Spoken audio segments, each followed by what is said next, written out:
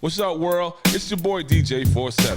Thanks for tuning in to our YouTube page. If you like what you see, hit the like button and don't forget to subscribe to us as we hit you with new videos every week. 1.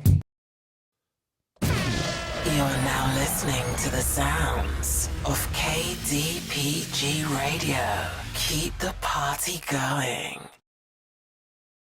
And it's another episode of that One Shot Deal podcast. I'm currently Miss Latina. I know this is a really challenging time. I do want to say there's two sides of it.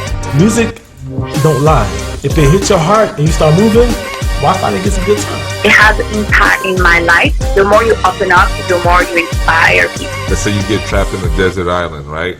Which 3 albums are you taking with you?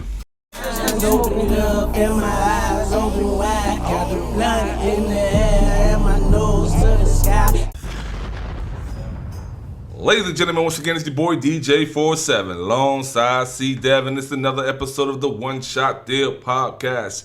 And today, we're going to do a little something special because myself, this is something that I want to do for a very long time. Because, I know I'm getting up there in age and everything like that. And I got to humble myself. But deep down, I'm a fighter at heart. You know what I'm saying? Yo, see, what's the nickname y'all used to give me? Psycho P. Psycho motherfucking P, you know what I'm saying? But yo, I love the fighting game, I love the wrestling game, I love the boxing game, and I love the UFC game. But yo, see that, you want to take it over from here? You want to introduce our guest?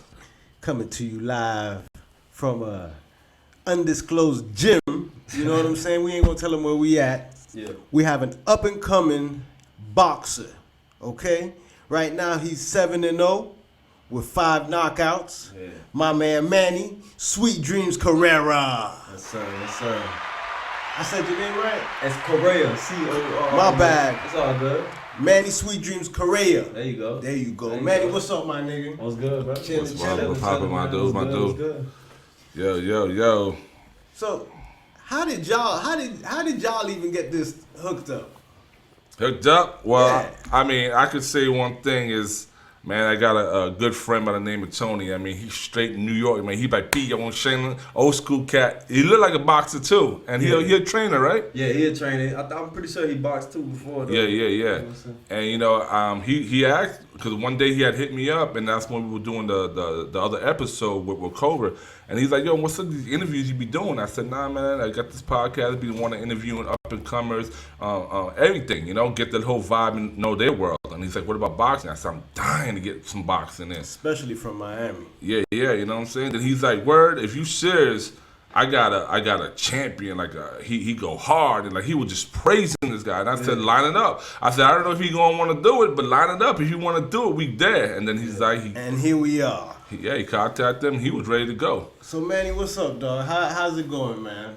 Shit is all good, man. You know what I'm saying? Just same old. I know Tony from a while back, man. We been knowing each other for about 5 years now. He a good coach, good dude, man. And I just bumped into him I would say a week ago in LA Fitness. Nice.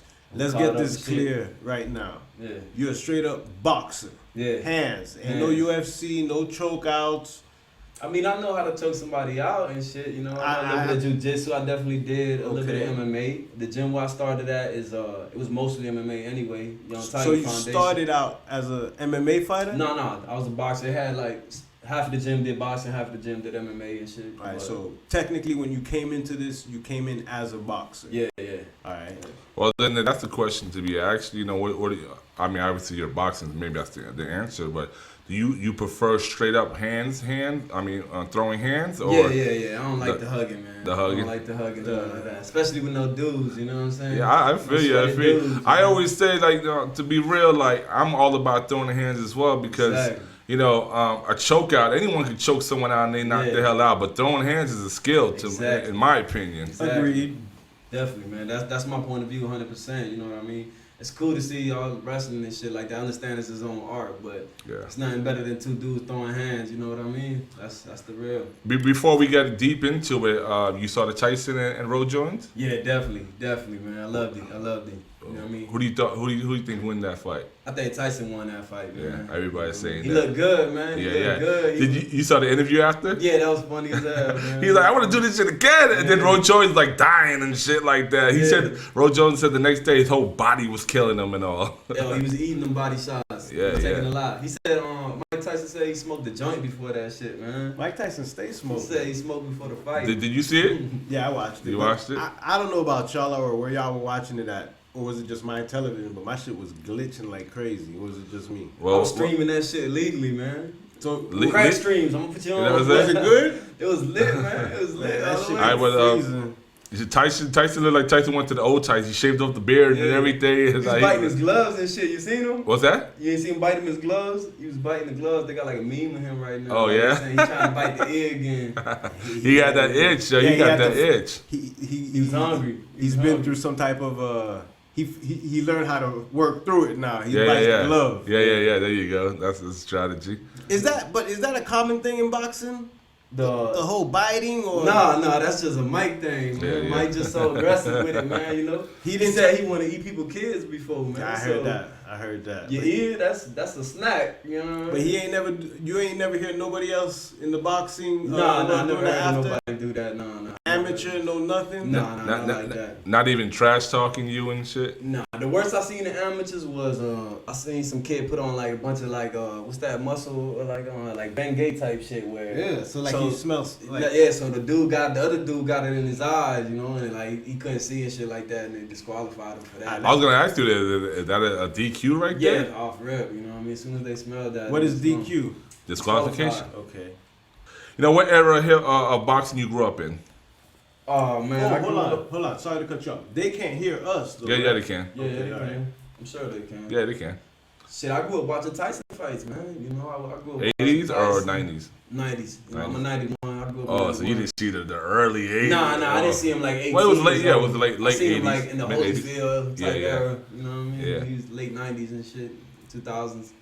So would he be on your top 5? Definitely. All right, so you already popped that question out before we even got to know him. Give us your top 5. For sure. All right. So I would say number 1, Floyd Mayweather.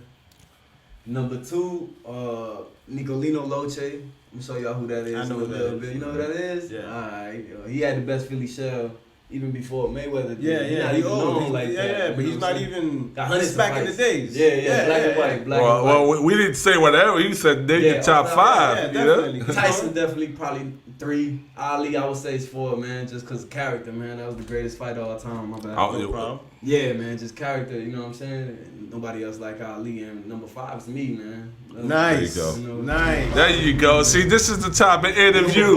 This is the type of interview I like to interview. You know? Let me tell you something. I tell people all the time, it's okay to big up other people, but you gotta salute yourself as well. I mean, how can people salute you if you ain't saluting you? Facts.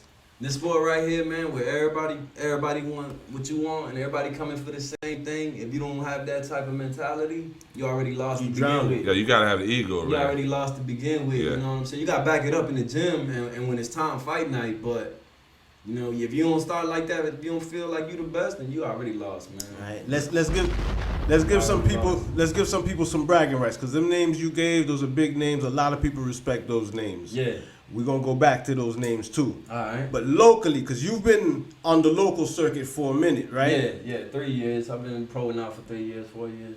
You're pro now. Yeah, I'm pro now. Okay. Are you born and raised in Miami? No, I was born in Santiago, Cuba. I'm from Cuban. I came when I was 5. Okay. Yeah. I gotta renew my permanent residency. You need to get married, homegirl. Yeah. Slipping. Come on, all man. this shit get crazy. All these chica-ricas out here, man. No. What he's saying is it's a lot easier and cheaper just to get renewed than to get married. Let me know. Hey, we giving out green cards. To a champion, man. You be married to a champion, man. Am I right? Are you a champion? Yes, sir. Yes, sir. What weight class you fighting? Man, my real weight class 130. And but I done fought people at 135 before, man. I had to step up and take it. B-side, which means you going as a loser.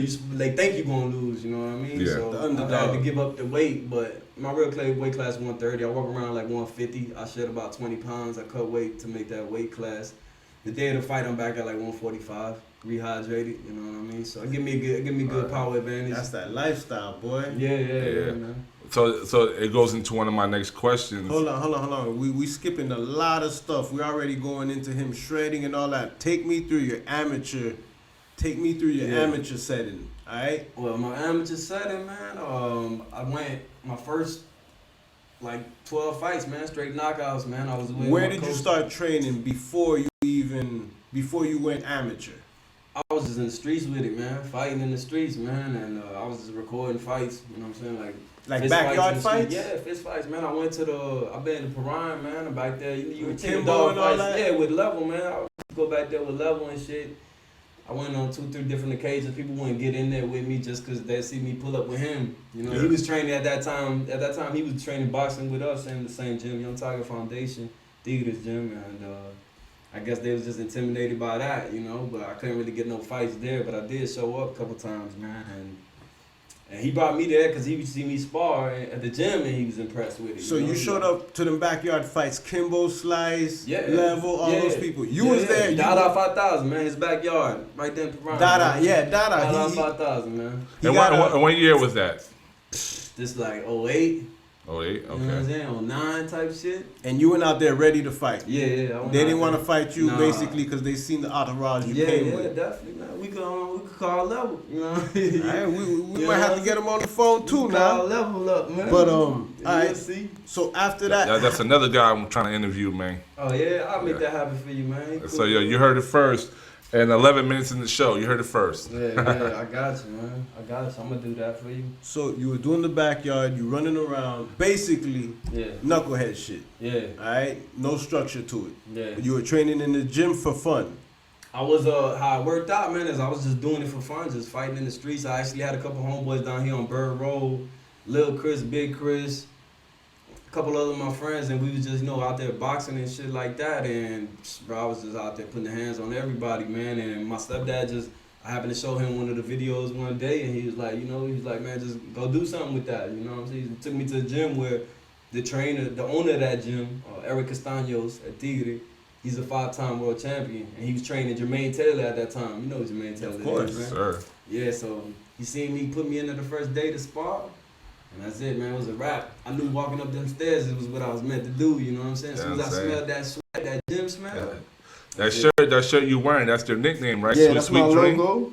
Yes, sir. That's my nickname, Sweet Dreams. Well, how do you Sweet Dreams since 08, 07, man. How do you get that name, Sweet Dreams? I just wanted a name nobody had, and I wanted it to describe me, and I was knocking everybody out, man. Like I said, people was going to sleep, even in amateurs. And you giving people sweet dreams? Sweet dreams, man. You know what I'm saying? Ain't nothing sweet about me, but I was putting them sweet dreams. Give me a ball. Yeah. Alright. So shout out to stepdad. Okay, a salute to the stepfather. You know what I'm saying? For seeing something in the young man. What's going on? People question over there in the Instagram world. If you got any questions for him, let us know. Just shout it out there, Instagram world. So thank you, man. Thank you, everybody commenting on the video.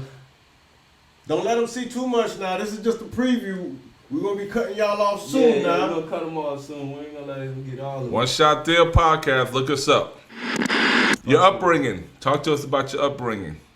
I had good parents, man, and a good family, but shit, you know how it is, man. It's coming from Cuba and I'm gonna have to cut you off. I'm a Haitian, go ahead. So I can go ahead and ask this question. How'd you get over here?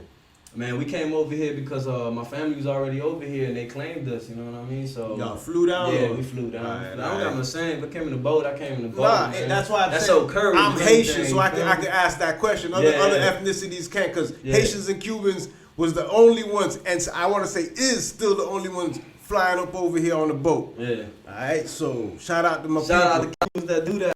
Hell yeah, shout out to both of them. Hey, my thing is, I don't care how you got it. It's about maintaining it. Facts. So whether you was born rich, it's all about you maintaining. If you were born poor and you became successful, it's all about maintaining, man. That's the goal. That's the end goal at the end of the day. That's real. Leave something better for your kids than what you got. Exactly. When people always say, "Oh, why you always crying about money? You can't take what you leave," and I'm always saying, "No, you can't, but you can leave it behind for your family." Yeah. That's facts. I'll give myself a little bomb for that. Go ahead. You think you dropping gems right now? Yeah, Always. That's what we gotta do. So again, a little bit about your upbringing. So you didn't grow up in the streets, nothing like that. How did that boxing? New Orleans, man. We moved out there to Louisiana, New Orleans. Oh, word? That's how I learned the language and shit real quick and the culture and shit like that. But it was definitely a tough upbringing, man. You know, we got definitely bullied and shit like that, and we had to turn into monsters, man. It's either turn into a monster. Who's we? You got brothers or? Yeah, I have my brother, man. My brother was like, you know, my biggest influence, my biggest role model. Older than you? Yeah. Right. Does he box? Yeah, he boxes, definitely. Like I said, everybody in my family boxes. Oh, man. like but is he pro or? No, he not pro. He not pro, man. He just do it for fun. All right. Man, he just do it for fun. So what? When y'all were getting bullied, were you handling it, or was your older brother the one like?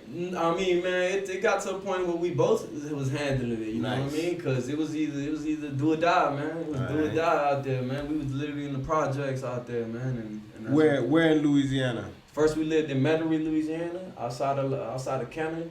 It's about 15, 20 minutes from the city, from New Orleans and shit like that. And anywhere you go out there, man, if you was Hispanic, you was the real minority. You know what I mean? Like if you probably Majority blacks. definitely and whites. You know what I'm saying? So- There was probably like 3 Hispanics in my whole school type shit. All You know right. what I mean? So growing up and getting bullied and all that, you have to defend yourself, you and your brother. Exactly. You started getting that itch that you just loving the Exactly. knocking people out and It just turned fighting. from something that was negative into something that now we was starting to bullshit. You know what I mean? Yeah. Because that's how it is.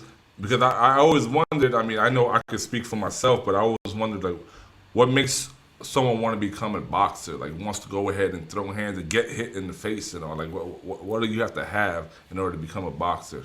Well, I don't want to get hit. You know what I mean? I don't want to get hit, man. You should never want to get hit. You know, a great boxer never should get hit. But, I mean, you're going to get hit regardless. But Yeah. what made me want to do it, bro, it's the only thing that make me happy, bro. I know it sounds crazy, but it's the only thing that I mean, I put my all into. It don't sound crazy in my It's end. my I'm just real passion, you know what I mean? Yeah. I can do it every day. I wake up every day and I can do it. I won't get tired of it. For the people that don't know about boxing, they may think that, you know, you're getting punched all the time. So is it a dangerous sport compared to, let's say, the other sports as football, baseball, and basketball and things like that? Definitely. I've had this conversation with friends of mine, there's football players and whatnot, all these other sports, man. Even MMA, man, you're not getting hit more than the boxing, man. You know what I mean? Even a good boxer at that. We constantly taking shots to the head, you know what I mean? Obviously, we minimize it with good defense. Defense is a big part of it, but you're going to get hit regardless, man. You're going to get hit. Are there any long-term, like... Effects? Yes. Oh, yeah, I'm sure, man. I mean, every now and then, even sometimes I catch myself snapping in and out of shit, you know what I mean? But it is what it is. So what, the risk is worth the reward? If you love it, man, if you love it, you know, you could get hit outside trying to catch the bus, man. That's you know true. what I'm saying? So, Have you ever been concussed? Nah, never been concussed, never been knocked out, man. Never been knocked down in a fight. I had a Bam, slip in a bam. fight. Bam, bam, bam. Thank you, man. All right, you got to keep Thank up that you. set. So, Yeah, nah, God bless me with a good chin, man. That's why I think I'm a little bit Mexican. I think I got a little Mexican in me, man. you got a little Canelo or I got a something. little in you. Mexican in me, man, because I got a good chin. I only slipped a couple times. Obviously, when somebody hit me and it's like a flash knockdown, I'm jumping right up and I get on them. So it's not like he hurt me or Yeah, nothing like took that. something You know out of what you. I'm saying? Nah, I've never been dropped like if somebody hit me. So what's more exciting to you, the training, the preparation of the fight, or the actual fight? The fight, man. The preparation of the fight that's just grueling, man. That's just a whole nother world. Is it true what they say? No sex before a fight? Well, I mean, some people don't believe in that, man. Some people don't believe in that. What is the reason behind that? The reason behind that is because you got a lot of testosterone in your sperm, and your sperm just contains all type of minerals and nutrients and all type of shit your body need in there when fight night comes. You know what I'm saying? The man weakens himself like crazy. Yeah. I 100% believe that, man. I've had sex and then go on to spar the next day, and man, you don't got the same hunger, you don't got the same aggression. You know what I mean? You kind of like you don't really care, but. Yeah. A couple nights without no sex, a week or two, man. You get frustrated. Yeah, man. You out there like Tyson. That's probably why he bit that ear off. Yeah. It's probably that. Probably went a month without some pussy. I've never heard that. And I get it. You know, after you smash, after you just want to go to sleep afterwards Exactly. and all. You docile, you know. Yeah. You just wanna lay I try not to, but it's just like, I'm tired. That's it. That's facts. Damn. That's how it works, man. Can you walk us through your preparation? Like, how do you, when you get up and work out and all, how many hours do you work out for, and what is those regimen, those cycles that you do? Man, people won't even believe me, man. If I tell them the real amount of hours I work out in 1 week, man, I would say on a minimum, I'm working out 5 hours a day. All right, and what does that contain? That would be a morning workout. You know what I mean? It depends on the time. Right now, I'm not really in the training camp. I had a real bad wrist injury my last fight, so I just been taking it easy. I wake up right now. What's considered easy to me is like 6 a.m. Training camp, I'm up at 4 a.m., man. My followers know. They'll be there seeing. They'll see that. I'm posting it every time. I'm up here at Tropical Park, man, running 3-4 miles, 4 a.m. Before the sun come up, I already put in 2 hours. You know what I mean? So some David Goggins shit, man. So you're more focused on cardio and No, I mix it all up. The morning is always more like the physical. We always do like the track work, sprinting and shit like that, or weights, or bleachers and stuff like that. Then we got a boxing session midday, whether it be the sparring or the trainer hit the bag, speed bag, the technical work, and then I always at night do something, man, a little late night run. You know what I'm saying? Do some jump roping. And most importantly, every night I watch boxing, man. Study the sport so you don't become a lesson. Every day I watch a fight. I think that's watch one. A fight if you don't do it, because I'm telling you. Yeah, people be sleeping on that. You got to be the student of the game and always. I love it, man. So I could literally watch, man. I go back. I watch black and white fights. You know what I'm talking about? Yeah. With the sound and the pictures fucking stuttering and shit. It's sketchy, and I'm still studying because I know what I'm looking for. So I don't need everything else to look good. Yeah. You know what I'm saying? I need the people what they on, because believe it or not, them boys back there, they was already on the same shit. How you took in pieces from each boxer? Definitely. Like who? Right, hold on. My favorites, those same ones that I mentioned to you, man. Believe it or not, all great boxers. My bad, I cut you off. No, it's all good. They got almost alike the same moves, man. You know what I'm saying? Like they almost all use the same moves. One of my coaches told me that it's not stealing when you take pieces from a little bit of everybody and make it your own. It's not stealing. Obviously, you're gonna add your own. Your own flavor. My characteristics, I'm just an aggressive fighter, man. Yeah. In the sense of even though I can't be defensive and I know how to be, man, I'm always in there pushing the fight, man. Chances are you're never gonna see me in a fight, somebody walking me down. You know what I mean? Yeah. I'm walking you down one to whatever. You know what I mean? Till you can take it to the boiling point, to the pressure. In your workouts, what do you think is your weakest attribute, and what do you think is your strongest? What's your strongest attribute? Like, what do you think you're weak at? I think I need to work more on my flexibility and shit like that. You know what I mean? So I've been doing a little bit of yoga and shit, man. Don't make fun of me and this shit, man. But the only reason I did it, yoga ain't no just. That's what I'm trying to tell people. So but in the beginning, I thought it was like that. Everybody. I thought it was on some like flaky, funny shit, like. But nah, that shit is real tough, man. It's challenging and definitely. And it's definitely getting me more, it's definitely getting me results, man. I'm getting more flexible and I feel stronger doing it, man. Yeah, I tell you this, and I went back over there and thank God today I felt 10 times better. It's a spot that they stretch you out. It's called Stretch Zone. Oh yeah? Oh, dude, let me tell you something. I've been hurting for like the last 2 months. Yeah. And I went there, I used to go there from the whole summer and then I stopped in August because it got for a little pricey, whatever the case is. But when I went back today, it was I was ready to go train. I could train for hours after that. Yeah. They stretch you out. So that's something if you don't do, you should look into them and all like that. They're very, very good, I'm telling you. That's one of the main things I've been doing since quarantine, man. Because like I said, man, the same question he asked me, I asked myself, man. You got to be true to yourself in this game. Yeah. You know what I'm saying? Yes, sir. What's your weak point? Yeah. It's definitely stuff like that. I'm too tense of a dude. It's got to do, I guess, with my personality too, man. I be stressing a lot and shit. So all that shit goes into your muscles and creates tension, you know what I mean? So the yoga and the stretching, I've been doing that, man, this whole quarantine, and it's changed my life, man. Real shit. I got some gravity boots, man, where you could just, they're right there, as a matter of fact, man. You put your ankles on them shits, tie them up, and I just hang upside down, man, for like 30 minutes like a bat, man. And that shit, believe it or not, it decompresses your whole spine. And cause I got one of those little stands that I put myself and I flip backwards. It's the same thing. Yeah. That shit. I've never done that. I ain't get those because they was expensive. Yeah. Like 200 and up. So I was like, I'm just gonna go with the boost. The boost is like $50. Yeah. I mean, at the end of the day, whichever. But that shit is what you said is true. Yeah. That shit is a big difference, man. making on. You know, us growing up. See, what year you grew up on? In the 90s, right? Yeah, I was born 91. Yeah, even then, you know, we were still men, and we had an attitude of, you know, yoga, no, that's for girls. Stretching, that's for pussies and shit like that. And then we learned, like, oh shit, you need that shit, man. It's not even we learned that we need it. We learned that it's not as easy as what the hell what we thought. It's definitely not easy, man. I went to a yoga class once. Yep. And I didn't go back the second time, not because that shit was so easy and so fruity. I didn't go back because that shit was fucking hard. And you saw shit. Places and you sweat. And you sweat. Oh, yeah, you gonna get the ill sweating. Yeah. I tell my friends all the time, man. When you want a real workout, holla at me. You know what I mean? Holla at me, man. If you could do an hour of that, I commend you. Because I promise you, man, it's not easy. It's not easy at all. It's a mind thing as well. It's a breathing technique and it's a mind thing when you do that. You gotta relax in those postures. You know what I mean? They're gonna be uncomfortable, and the only thing that make it better is just relax. Kind of like a fight, man. It's uncomfortable. That's why I like it. The only reason I did it, to be honest with you, I seen an interview with Floyd talking about it. He's saying he'd do like 2 hours of hot yoga. You know, hot yoga, like in the steam room. Yeah, that's shit. I want to try that. You know what I mean? But I ain't done that yet, so I just started getting into yoga. Quarantine and shit, it's definitely helping, man. Shit's crazy.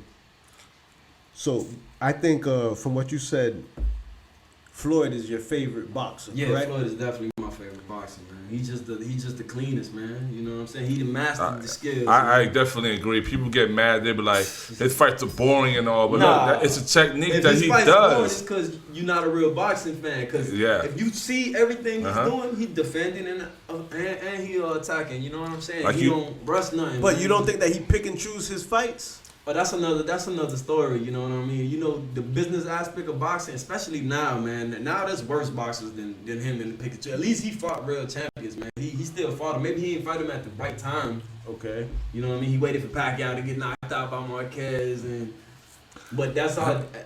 Smart strategy. Smart, man. Yeah. You know, in reality, it's like, why would you fight your opponent when he's the strongest? Yeah, I always tell people, man. I started studying his fights, right? Yeah. And I realized, like, dude. People like, I always watch the first, second, third round. They're like, oh, they got him. I said, dude, he wants you to think that. Yeah. He make you run around and losing your breath and energy. He's gonna come at you by the 6th or 7th round. That's when he's coming at you. Yeah. He just make you run around the ring and all like that. I'm telling people all the time. And he letting you expose your whole hand. Exactly. You see everything. Exactly. By round 2, he know everything you got because they went out there and threw everything. Yeah. And in reality, he just keeping you away with the jab to the body, jab to the head.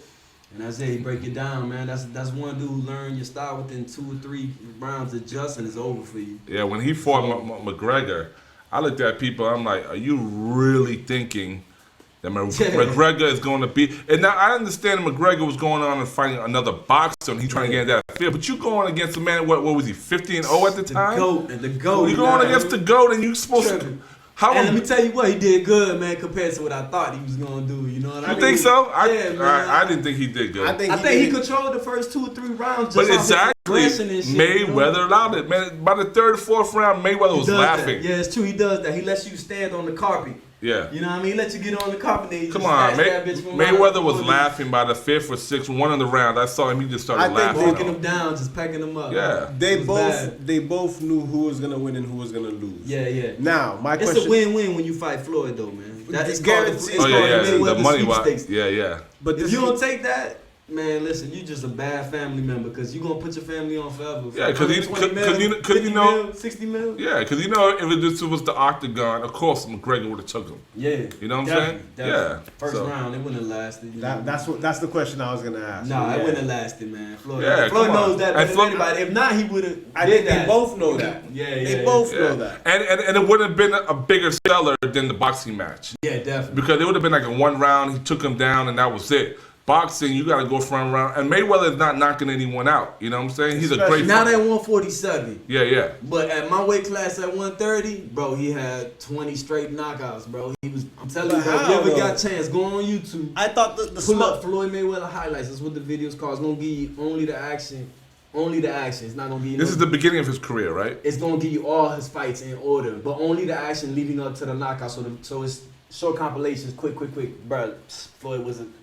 It was beast mode at that 130. I'm telling you, he was knocking bitches out. You gotta sell me. I'm a fan. I'm gonna send it to you, but you just don't carry the weight. You don't carry the power along so many weight classes. You gotta remember, people fighting at 147, it's cutting 30 pounds to get to that weight. Crawford, you know Crawford is. Terrence Crawford, he just fought right now at 147. He posts on his Instagram, he be walking around 183, 184, man. That's crazy. So that night, my bad, I hit that again. One night when he rehydrate back up to 160, 170 that night, but bro. Doesn't that do? Walk around at 150, and he said he fight at 150. You know, he said he's always right around there, and I believe him. He never looked like he fat. You know what I mean? Only against that fight against that Chinese dude, Tension, he did have a little belly. Belly, yeah. The fight over there in China. He was chilling. He ain't trained for that shit. Yeah. When you cutting weight so quick, doesn't that affect you somehow? Definitely. How? Brain wise, in the sense you dehydrated, man. You easier to get knocked out because of a shot, dehydrated. You know what I mean? Your brain is 80% water. So what, you spend like the whole day, 2 days, 3 days not drinking no water, no fluids whatsoever? I lower the intake, you know what I mean? Throughout my whole training camp, I'm drinking minimum a gallon of water. 2 weeks away from the fight, I'm drinking half of that.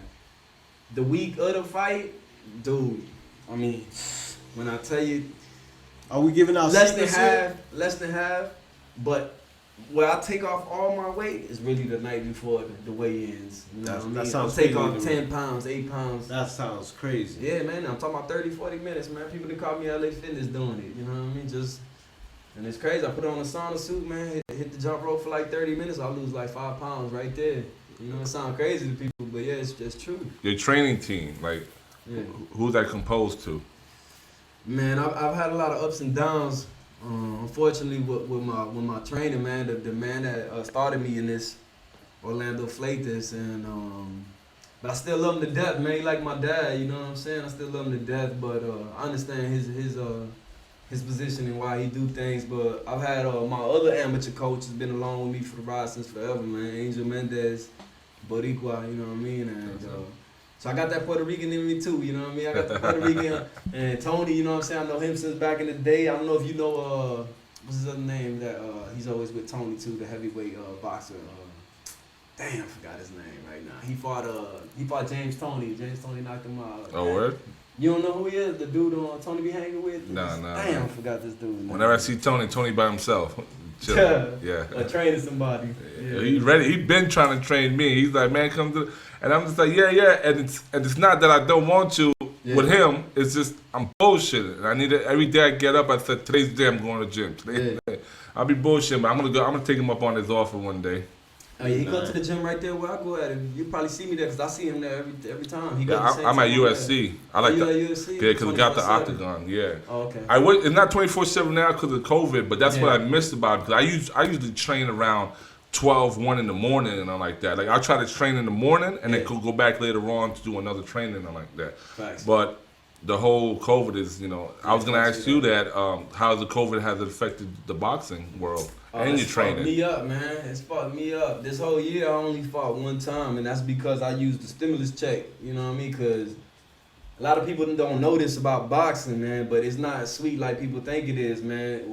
Unless you got a manager that's paid, you know what I'm saying, or a promoter who's, you know what I mean, who's signed to you. You know what I mean, dude. I pay for my own fights, meaning I gotta pay an opponent to come fight me. What do you mean you have to pay the opponent? I gotta pay somebody to come fight me. You know what I mean? So he's not gonna come fight you for free. You know, there's A side and there's B side. A side mean I'm right here, I'm the local fighter. You know what I mean? So it's in my interest to get an opponent. I'm trying to get my record higher. How much you gotta pay to fight? Oh, it goes up every time, and with every win, and especially with knockouts, it goes up more and more. So what? If you knock somebody out, you gotta pay more? Exactly. My last opponent was $1,800. Oh well, what happens when you win? I mean, do you not get the check, the bonus? No check. No check. The only time I got paid in this boxing shit was. I just posted a picture of it today, man. It was 2018. I went B-side to the Hard Rock. I fought some dude named Dustin Arnold. They thought I was going to lose. People who don't know about boxing thought I was going to lose because I never seen Buddy in the amateur scene and none of that, you know. Yeah. And I was the man in the amateur scene in my weight class, so I knew I was going to win. And I got paid $1,200, man, for 6 rounds, which is some bullshit because minimum was supposed to be like $500. a round. You know, that's the minimum. Okay. So I went B-side. And how many rounds you said it was? It was 6 rounds. As soon as I get in the ring, the promoter told me, "Yo, it's 4 rounds." You know what I'm saying? So walking in the ring. You know, he told me so. So that's like 3,500 and 3,000 you're supposed to get. Yeah, you know. So they gave me that right there. But I was happy, man. It was I saw some paper, you know. So I was happy, man. I was definitely happy. But other than that, no, man. This is just I got $20,000 invested into my career already, man. And just how I usually pay for my opponents is I sell tickets. You know what I'm saying? So I sell the tickets to my fight. Yeah. And I pay for my opponent like that. But Corona hit. Can't sell no more tickets, man. So I used the stimulus check, you know what I'm saying, to pay for my last opponent. And now I'm waiting on that next stimulus check, man, to see if I can pay for it. Because we hoping it's coming. Well, that's what happened. If it's coming. As a promoter myself, that's when I try to get people to perform, recording wise. I tell them that if you sell a certain amount of tickets, you get on, you know. And if you sell X amount of tickets, not only you get on, but I'll pay you and on like that. Yeah. So it's like you're helping each other out, try to balance that out. How long you been boxing for? Man, I've been boxing now since I was 16. I'm about to be 30, man. I'm about to be 30 next year in February, so I would say like 14 years? 14 years, 14 man. years? Yes, sir. What's up? And how long were you an amateur for? I was an amateur till 2014, man. I got out of county and I was like, yo, I'm about to win this Golden Glove tournament again. You know, I hadn't done it in like 2 years. I had like a little back lapse and shit, and I went in, man. I made it all the way to finals. You know who I was supposed to fight in the finals? Who's that? Teofimo Lopez, the dude that just beat Lomachenko. Oh, word? Yeah, and then they brought me to the number 5 kid in the nation named Charles Vasquez. It's on YouTube. All right.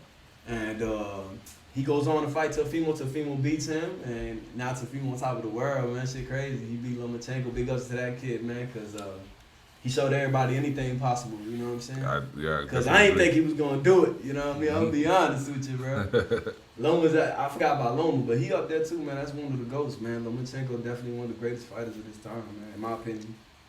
In your amateur career, who was your toughest opponent? Bro, my toughest opponent was I went to a fight with one of my coaches, Angel, the dude I was telling you about, and like I said, man, I had a reputation, man. I know it sounds funny and egotistic, but I had a reputation, and motherfuckers in my weight class didn't want to fight me. So I had to literally fight this dude that was like a 145-pound fighter. I forget his name. He just went pro too. I seen him at one of the shows. Him and his coach came up to me, man. Still remembered me after all these years. You know, it was just a bloodbath of a fight, man. And I was in dude face the whole time, man. He literally had like I'm 5'7", man. This dude must have been like 5'11". You know what I'm saying? And just tall, skinny kid, like a Crawford body type kid, man. And he just tried to keep me on the outside. So he made it hard for me, man. He was banging me up. And I was just in his face the whole night with the smoke, man. And that was one of my losses. I had 3 losses in amateurs, and it was crazy, man. I still remember that fight because I knew I was outgunned and outmanned, but I just put it all on the line, and I seen him kind of breaking because, you know what I'm saying? I noticed he noticed that I ain't care, you know, that I was ready to die right there. He was like, you know what, this motherfucker crazy, man. Was that your first fight? Nah, that was like I would say that was already like my 11th, 12th, 13th fight. I got the book somewhere around here, man. I got my match book somewhere in this motherfucker. I look for. I get all the names. Your first fight.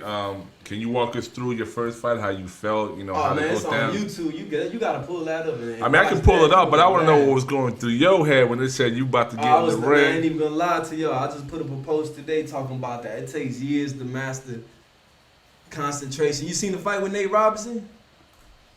Robinson. This weekend, Jake Paul. Oh man. That shit would happen to anybody if you ain't used to fighting in front of people. Because it's one thing to fight in the streets. Yeah. Everybody do that because you got no choice. Somebody hit you, you just going to react and fight back. But when you know there's a set date and fans and family members and friends and people around there looking at you. You let get all in your head. Your nerves just attack you, man. And I remember I got a picture somewhere around there, man. Dude, I was pale. You know what I mean? I'm already kind of wild. I was pale with it. You know, I was nervous, man. I can't lie to you. But the moment the bell rung, man, all that shit went straight out the window, man. Yeah, that was my first knockout, man. I dropped him 3 times. First round, second round. I was gonna say, finished. Oh, so go ahead. 3rd round. That's what I was gonna finished him in the third round, I KO. It was bad. And to make it worse, to make it funny, I know one of my boys, Dorian, he's watching right now. He was there that day, man. I jumped up. I was so excited, man. I was just overtaken with energy and joy and shit, man. I jumped up and my foot caught the rope. When you fell. And I almost fell face first out the damn ring. My damn. coach caught me. You feel me? He's like, yo, what you do? Shit was crazy. It's on YouTube. It's funny as hell. I'm gonna show you. I'm sending it to you, bro. That shit was trippy. Favorite boxing movie?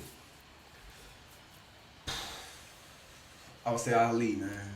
I'll say Ali. That movie was. That scene Will when Smith. he running in Africa, yeah, man. That scene when he running in Africa with all the kids behind him and shit like that. Ali that scene gave nigga chills. Exactly, man. Hey, that scene right there. Yeah, I mean, I love boxing movie. Rocky. I love Hands of Stone. I liked all the Rockies, man. Yeah. They all good. Man. Even all the way transitioned to Creed. The fighting sucked. The scenes, it was real bad, but it's the storyline that made it good. You know what I'm saying? Hands of Stone. I was watching that. What was the other one? Hands of Stone's the recent one with The True Story. Yeah. That was a good movie. Yeah. That was a good movie. There was another one I'm trying to remember. I mean, you can keep going and Raging Bull with Al Pacino. That's right there. That one is black and white, right? Cinderella Man. My trainer told me to watch that, and then when I came back, he was like, "Yeah." School. He said that's the best boxing movie ever, and all. I'm like, "Yeah."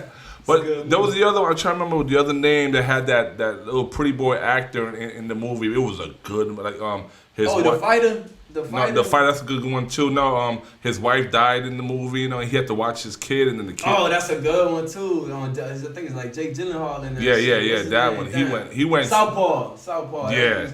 That movie. He went in so deep into that movie. $1 Million Baby, good too. Yeah, that's one. Yeah. $1 Million Baby. That shit was that's great. That's a great movie. That was there. great. Clint Eastwood and Homegirl. Southpaw, I mean, he went in so deep that I really had to go Google to make sure it was the same actor. Because I'm like, man, he went in. You know, Eminem was supposed to play that role? No, I know that. Yeah, they wanted Eminem, like 50 wanted to get Eminem, and then they told Eminem, this is the training you have to do. He's like, nah, I'm good. Yeah, that shit no joke. And that boy trained hard, you can tell, because he did good in that movie. He scenes was dope. I think boxing and wrestling and ultimate those are the heavy trainings that they go in. Yeah. I seen football players try to do wrestling training and die and throwing up. Yeah, because they go in because it's all about that cardio and that stamina. Yeah, man, yeah. You gotta push yourself to a new limit, man. Straight up, you gotta become some. Dude, whenever you think you did enough, just know there's somebody out there outworking you, man. I promise you. Exactly. And in these two sports, there's always somebody out there. I think you should. I think whatever you do in life, you should have that mentality. Exactly. Someone's either better than you or someone's gunning for your spot. You should always be on top of your game and all. Yeah. If you could ask, I guess I'm gonna go back to Floyd. If you could ask Floyd one question, what would it be? Why you ain't signed me yet, Floyd, man? Oh shit. Telling you, man. Trying to be on the money team. I'm the future of this shit, man. Floyd, let's go. Let's get it. Yeah, man. We gotta tag Floyd, man. Tag Floyd on this shit.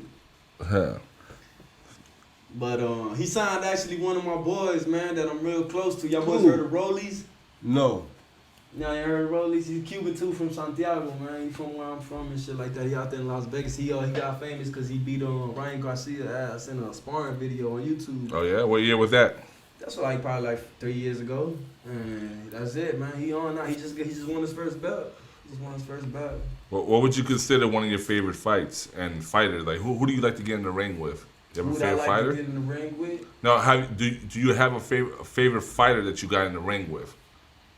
Guillermo Rico Diaz, man. That Chacal, Cuban from my hood, man. Santiago, that dude's it's like a mini Mayweather, man. When I tell you Southpaw, man, this dude was so hard to hit and hit crazy because this dude literally fights at 118.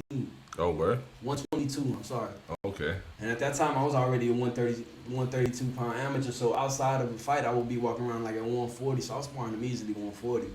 And dude, when I'm telling you, this dude, for his size, man, he hit hard. Dude hit hard. Yeah. And he fast, you know what I'm saying? And that's what surprised me, that I never thought a dude like that, so small, was able to hit that hard, man. All right. Who won the fight?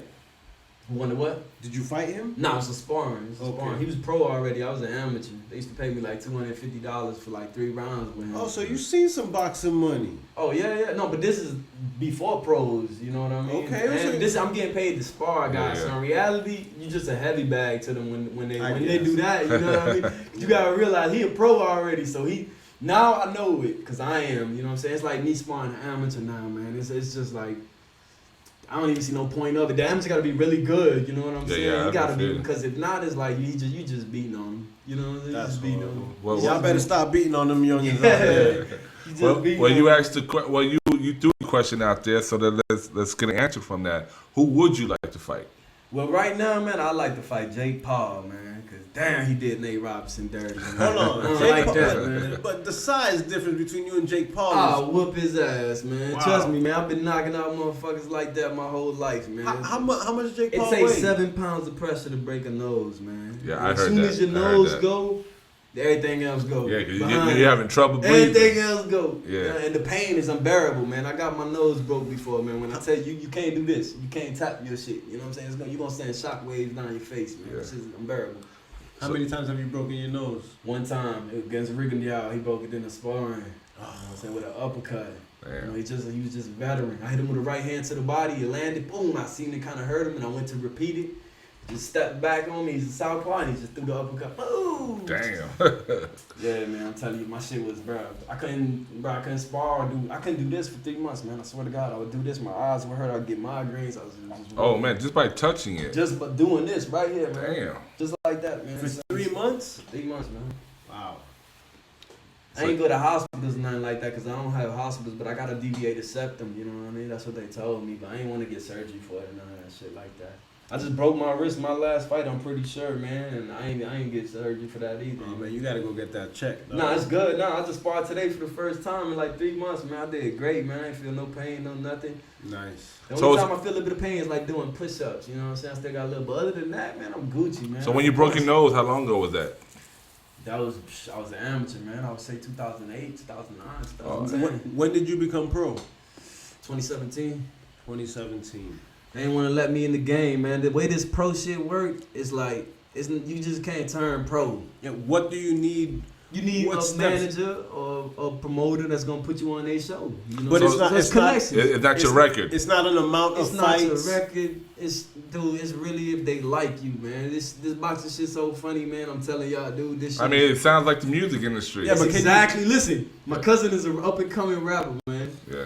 When I tell you it's the same, I always tell him that shit. He laugh, man. He's like, listen, it's the same exact shit, man. Yeah, you just need You someone. only believe your dream. You gotta promote your own shit. You gotta take the lesser money.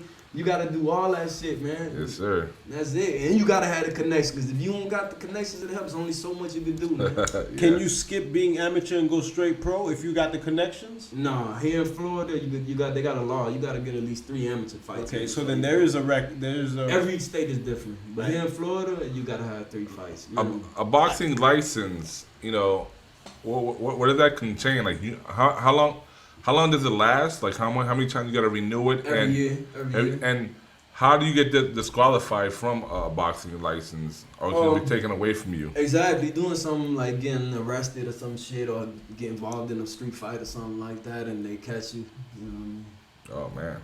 So Because if you don't get caught, then nothing gonna happen. Yeah. But if you get caught, then yeah, because you got some knuckleheads out in the street like, oh, you box, and then everyone want to test you in the street. So now you got to be able to humble yourself because you don't want to lose that license. Huh? definitely, man. But to be honest with you, I never really had that issue, man. I feel like it's the opposite way around. I feel like when people know you a boxer, like they try to avoid you, man. Oh, yeah? You know what I'm saying? They try to avoid you if anything, man. Yeah, see, Deb, you used to box when you were younger, right? Yeah. Did they avoid you or they came at you? You see, they always came at me, dog. They always underestimated me, so I always just kept it like a silent weapon, like a secret weapon. Like, hands got to be up to par. Plus, I was small too. But fuck that. You say the wrong thing, you getting popped quick, quick. That's all I needed it for. Oh yeah, you on the one shot deal. Damn, I wish I knew how to put you on that shit, bro. But so who believes in you? Shit, man, everybody who know me, man, I would like to thank, you know what I'm saying? Because that's the thing about me, man. As long as you don't have that platform that puts you on in front of the whole world, which is going to come, man. This year right here, mark my words, man. 2021, it's going to come, man. I'm going to get that platform. I've already had a few offers and a few deals, and I haven't jumped on none of them because they don't look like it's for my best interest, you know what I'm saying? Yeah. Everybody always trying to get you to do. So far, man, everybody just want me to go to B-side, man. You know, they want me to go as the Undertaker to everybody. But I don't mind. I've done it already. I'm with that too. I don't mind doing it, but it's not. It's got to be worth the risk. You know what I mean? It's got to be some bread on the table too. I'm not gonna go out there and take that. For example, when I fought. What is? Go into 2 things you just said. First, Wait, hold on. I mean, when you fought who? When I fought dude that I told you I went to the B-side fight. I got that video too. I gotta show y'all a couple videos when we finish, man. I beat dude, man, bad. I broke his orbital. His eye came out his face, man. I'm gonna pull that up on my Instagram. You should pull that up on Instagram. I'm telling you, dude's eyes came out his face easily, 10-8. Well, you know what I mean? This dude just held on for the whole fight. And at the end of the fight, they announced him the winner, bro. Damas y caballeros, ladies and gentlemen, this is the final decision, decisión final. Judge Tavi Tomorki, 36-40. Judge Mark Streisand, 36-40. Judge Borg Young, 36-40. Winner by unanimous decision. Ganador por decisión unánime. De Fort Lauderdale, Florida, Dustin Godson Arnold.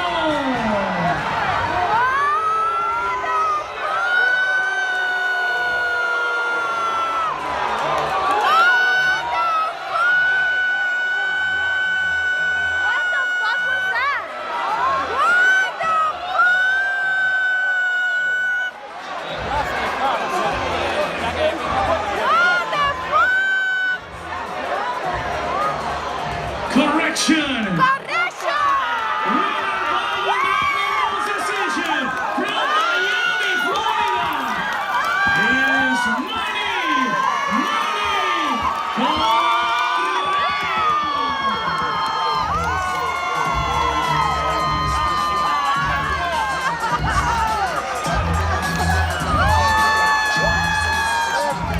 Sure. I got this shit on. I'm telling you, never seen this shit in a boxing fight in your life. They literally announced him the winner, and it took like about 15 seconds for them to overturn it. I've never seen a fight overturn. Oh, so it got overturned? Yeah, because everybody went pandemonium. Yeah, I had like 50 to 75 people in there with me, and just, bro, I won the fans over. That's one thing about my style. I won his fans over. You know what I mean? People was like, boo, but they're throwing shit in there, you know, and even the ref, man, the ref was like, he ain't even pick dude's hand up. You know? He's like, nah. I can't do it. I can't do it. I'm not even gonna lie. He kept it super humble as fuck too. He was like, nah. You know what I'm saying? He even was like, nah, I ain't win that shit. Bro. You know what I'm saying? They both picked my hand. I guess the judges seen that, and then it was like, okay, there's nothing we could do. You know what I'm saying? They didn't see the number. They gonna try to give him the win because he signed to that promoter. You know, so he gonna stay there and keep fighting and keep selling tickets. So they don't want you to take an L where you lose fans and shit. People believing in you. You know, so Well, let me ask you this, C-Dub, because, you know, you asked him earlier about, you know, Mayweather picking his fights. Have you ever seen one of those Mayweather fights where he won and you was like, nah, you don't think he really won that? Kind of. I think I felt like that with Pacquiao. Boy, said anyone who makes you know, it's true. Yeah. I tell you, man. Boys know. Back to that Tyson fight. Yeah. And you talking about Jake. When I was watching the fight, and I was like, yo, I can't believe this guy Jake is on a card with Mike Tyson. That's disrespectful, man. But check it out. Made $600,000, man. Why is it disrespectful? Hold on. Check it out. I'm with you 100% there. Until I heard Mike Tyson say himself that we owe him some. I heard that. No. Yeah, he had to get out of his ego. Fans. That is true. There's always two sides to every story. You know what I'm saying? What I'm trying to tell you is, nigga, maybe you should just start calling people out on the internet. Oh man, listen, I've done that, man. I've done that. I'm more now on a humble tip, cause fuck that. Lo que está pa ti nadie te lo quita. You feel me, dog? If it's meant for you, it's gonna come regardless. I done the calling out, man. I done gone to fights, man. I done pointed at people, man. What were you? I don't want to mention no names, dog. All right, but those people that were they pros already? Yeah, definitely. I'm not gonna call out nobody who's an amateur. I always call out people who's supposed to be better than me. Better than record is better than me, or the best, or they got more titles and shit than me, or they got more fans or followers or any of that shit. I'm gonna take all your fans and your followers when I fight you. You know what I mean? So it's funny. It's funny. I did that one time. We were at Flanagan's, right? And I'm just acting the fool. You know, I'm just yelling out. I'm talking shit. I know in my head I'm talking shit, right? Yeah. I'm like, man, Mayweather, who Mayweather knock out? Who, he ain't shit. Man, Mayweather would not beat my ass. And everybody's like, oh, he'll beat your ass. I think he would. I said, but in a way, I kind of agree with it because we're not in the same weight class. Yeah. I don't think he'll knock me out. He'll beat me in a fight. I promise you he will knock you out. You think he can knock me out? I promise you he will knock you out. Anyway. This is the thing about punching. It's not the power that's going to knock you out. It's the accumulation of the shots. Think of it as like a little monument made out of like some soft rock or some shit. And you got like a little chipping hammer and you just pat. Dude, it's gonna be like the 30th chip that's gonna just break the whole shit down. It could be a soft punch, I'm telling you. It could be and especially when you add the rounds, the fatigue, all that shit kick in, man, and you're not the same person no more, man. Trust me, I seen people go down that anybody could go down. I could go down. I know anybody could go down, man. I feel you, but like you said earlier, ain't nobody knocking me out. Nah, you gotta feel like that, you know what I'm saying? I'm King Kong in this motherfucker. But trust me, man, them boys was, hey, man, somebody chipping at you, man, all night, bro, you get knocked down with a jab. You know what I'm saying? I've seen people knocked out with a jab because it's not that the punch is hard, man. It's just the damage is already there. It's the brain, bro. It's deeper than that. Yeah. Your brain is a piece of jello in there, 80% water. And every time you hit, it's getting moved in there. You know what I'm saying? Getting a little bit detached from the cerebral cortex. So what happens, man, the softest punch, the next thing you know, man. Yeah. And every time it's moving, it's kind of like how my coach explained it. It's like a plug put on a wall. When you get hit, somebody just wedge the plug a little bit out. A little bit more, a little bit to that last one, they just pull it out. And that's literally what you feel. You feel kind of like you losing consciousness. I've been there, man, when I lose consciousness. You know, you got to hold on or get to the corner, but it's a crazy feeling when you losing your consciousness, man. You literally are losing consciousness. Well, whatever. Mayweather's not in my weight class. No. Now, Tyson, I ain't fighting Tyson. I'm just saying. Tyson will put us all to sleep. Yeah, no, definitely, man. The last thing that a fighter loses is the power. Everybody know that in boxing. You lose your reflex. You lose your defense, you lose the cardio, but that power is the last thing you're gonna lose, man. That's why Roy felt it. You see when the ref was like, "Yo, stop holding." Yeah. He's like, "Man, I gotta hold this motherfucker hit hard." yeah. He's like, you know. It's all in the hips. Am I right or wrong? Definitely. Yeah. Everything is lower body. Everything is lower body in boxing, man. It's the way you turn into it and use them hips, man. Same thing as baseball. If you ever play baseball, any of those sports where you gotta use your hips, you know. Yeah, golf too. Exactly. Yeah. That swing. You gotta pivot that foot. Exactly. And even in sex, you know, you gotta know how to swerve. You know what I'm saying? Shout out to the ladies who listening. Holla at your boy. Yes, sir. Gotta keep your socks on for that too. Let me ask. Go ahead. I'm looking at that belt right now. Yes, sir. American Boxing Federation. I got a good story about that belt for y'all boys too, man. We ready to hear it. Alright, man. So this belt right here, it's funny, man, because they called me about dude today, man. Dude saying that I didn't want to fight him or some shit like that. Which is hilarious to me, because how would I want to fight somebody that I knocked out already? You know what I'm saying? So this dude never been knocked out before. He signed to Roy Jones Jr. That's Roy Jones' only fighter. That dude. Yeah, his name Lester Brown. That's the guy you bought? I mean, you beat or didn't want to fight you? I beat. Oh, okay. I knocked him out. He never been knocked out before. I got the offer for the fight. I know I was B-side because he had already fought for that title. So even though I had to pay to fight him and whatnot, and I had to pay to get the belt over there just for the president of that shit to bring the belt, it was all worth it to me because I knocked him out. He had never been knocked out before. You know what I'm saying? And where was this fight Where was this fight? This was at Mikasuki. I'm lying. It was right here at the court. Wait, what's this place right here? The Fed. The U Fair? Yeah, it was right here at the U Fair. I got that on YouTube too. I got to show you that third round knockout. That's a good knockout. Have all your fights been in Miami? All my fights been in Miami except the one at the Hard Rock.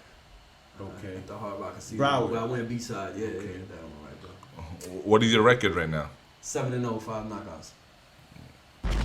The two people who survived, that could have easily been knockouts. The ref just, like I said, the dude that was B-side, I messed his eye up. They was on his side, so they didn't stop the fight. That fight could have been stopped from the first round, you know what I mean? And the other guy, man, just the same reason, man. They didn't want to stop the fight. He said the other two who survived. Yeah, man. Barely survived. They ain't survived now. Yeah, they got survived. taken out, man. He didn't get to do the thing to him. I'm trying to tell you, man. He put him out there. I got a little nickname, man. I got a little nickname I'm gonna make famous when I get up there besides the Sweet Dreams. You know, they call me Mr. 401k, man. And it's because I'm retiring people out here. Nice. Man. I promise you, these two dudes. I like that. This dude, he ain't fought again since. That was last year. Damn. That was last year. What is dude's name? Lester Brown. Lester Brown. He ain't fought again yet. Lester, you want to come back? Make sure you pay double of what my dog paid you. I want 10 bands. He know. Okay. You saying I don't want it? Listen, I want 10 bands. I don't got nothing to prove. You heard that? I knocked you out. I want 10 racks for that. And the dude before him that I told you about the eye, where I went B-side, he ain't fought in over 2 years, man. Since that fight. Damn. He's training, but he ain't fought yet. And he's not training. He coaching now. Coaching. You already know. He coaching now. You know, man. It is what it so is. you're holding the belt. Have you defended the belt yet? Not yet, man. Not yet, man. Unfortunately, I haven't. You know, I'm gonna keep it honest with y'all, man. This not even really a real. This is a Mickey Mouse belt, man. You know what I'm saying? It's an accomplishment to me, and I'm not down in my own accomplishments, but this ain't nothing, man. This is just make me more hungry for one of them WBCs, them IBFs, them WBA, them WBO belts. You know what I mean? This is a regional belt. So they got like Atlantic, like Midwestern, like little small regional belts and shit like that. Is Miami a good place for boxing? For instance, let's say I wanted to be an actor. Obviously, you know, I'd either got to be in New York or be in Cali.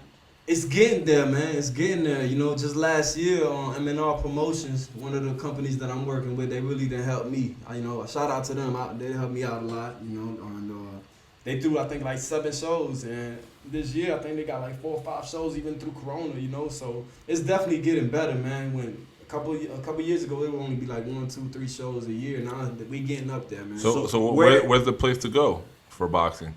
Like what events is being thrown at? Like where you should be, like again, like you said. Like if it's not Miami, you know it's Vegas, man. Vegas? Man. Yeah. How about New York? I know the Garden was always the place. Yeah. You know the Garden going always have be a the lot Garden. Of boxing. And not just that, they got so many great fighters up that way, Philly and Philly's another. New York, you know. Yeah. But if it's not them, it's Texas type, Vegas type. Okay. The West Side is definitely popping way more in boxing than over here, man. All right. So let me ask you this: if you already know that part, and you've been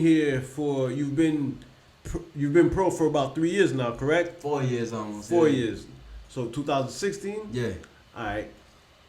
Are you trying to make a move, or are you going to be taking any trips to that side? Yeah. I'm saving up now to go over there and hang with one of my dogs that lives out there. He's signed to Florida, like I told you, and do some sparring and shit like that up there. And the only thing that's held me back from that is I'm a family man. I got responsibilities right here. You got kids? I got a kid on the way, man. I got a daughter on the way, man. She gonna be here in about a month. Congratulations. There you go. I got 2 daughters. Yeah. Everything that you've been thinking about, like, I don't know, did you want a boy? Let me ask you that. I did want a boy, man. I think all of us type of got a little too much testosterone type thing. We all want boys, but believe me, I got 2 daughters, and I wanted a boy both times. Yeah. One of my daughters is 4, the other one is 2. Yeah. You could bring any 4-year-old or 2-year-old boy, any smarter, sports, 10 times smarter. fuck just smart. Yeah. Smart, that's ABCs 1, 2, 3s. Yeah. You can't really say like this one's smarter than that one. Yeah. But sport-wise, my girl will beat up any boy. Both of them. Like I feel like mine's gonna be like that too. That should go right there. You know what I mean? I had seen that. Yeah, I seen that too. Instagram world, you have any questions you want to ask Manny? Now's the time to ask. A question on Instagram from I am Nuff Said. Yeah. When is your next fight? Man, tell him as of right now we don't have a date. I don't tell him. You tell him. Oh, all right. We don't have a date as of right now, man. Nuff Said, but. Like I said, I'm gonna open a GoFundMe account, man. You know what I mean? And hey, do it. If every follower put $1 in there, I'll be fighting every 2 months, man. But they gotta understand. I don't even think that's funny. I think that's something serious. No, that's real. You know I'm about to do it. I've been thinking about it. You know what I mean? I ain't a beg ass nigga. I don't like that type of shit. But it's where I'm at, and I know I got a lot of people that really fuck with me, man. And even $1 they would to put into that, dude, I'll be fighting every 2 or 3 months. We got another question from Faith and Love 7. Yeah. One question, Manny. Remember that training camp, but most importantly, can you talk about the weight in the man? I don't know what that means. The what? Weight in man. Oh yeah, that's a good one. That's a good one. It's funny you said that. That's Chris. Bro, there was a weigh-in we went to where a dude that came from like, I don't even remember where he was from, bro, Honduras or something like that. He was about to get weighed in and they was like rushing the man and shit like that. I don't know why they was rushing him so much, man. And he was having an issue with like, cause he couldn't make weight. So you know they put the towel in front of you and shit like that so you could get butt naked. So there was like an issue where his trainer was holding the towel and got camera people out there, the girls out there, everybody out there, man. And the ref is like, yo, like they looked like they was acting like he was cheating. So his trainer got mad, you know what I'm saying? His trainer just snatched the towel, man, out dude's hand. And I'm talking about dude's a heavyweight, man, like 6'2", like 190 pounds. Butt naked in front of him. My dog had the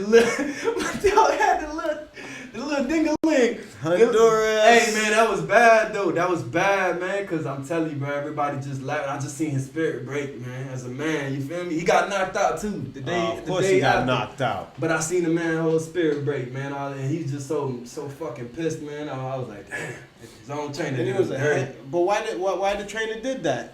Cause he was mad, like they was making an issue about it, like if he was cheating, you know, like get back, get front, move on. And he was like, man, what the man, fuck this shit. Damn. And dude was like, you know, he froze up for a little bit, then he covered his shit, but it was crazy, man. That's a good story. I remember that. It definitely was a good story. You got Instagram live, laughing their asses off and all. Keep the questions coming, ladies and gentlemen. He's here to answer any question you want to ask him. Shout out to Manny, the box in the building. I got a question from Miami Give Back. Yeah. Would you be interested in doing a charity boxing match for Miami with the Miami Give Back? Definitely. Anything charity, I'll definitely be interested in it. Find me an opponent. You know what I mean? Find me an opponent. You got an opponent, huh? You want to know that? I'll definitely be interested in that. How can they contact you if they want to? I know who they are. They know who they are. He a barber. He used to work with me. You know what I'm saying? He knows my number. He knows he can make that happen. Shout out. Listen, I'm Manny's promoter. In order for this to happen, we need free cuts for the year. I'm just saying. They give free cuts every weekend out there, man. Them boys really giving free cuts, man. Helping the homeless and shit, man. They really that's what's up, man. Weekend. Salute you. I respect that right there. So I'll take that back, man. You give it to the homeless. You don't got to worry about me, man. Keep doing your thing. Agreed. Yeah, you got questions still coming in. You know, one ask some questions, man. If anybody got some questions right now at the time, man, let me know, man. Well, one did, and I believe you answered it earlier on. They wanted to know, it was it Kid 420 said, why did you decide to start boxing, and when did you realize you could actually chase a career in it?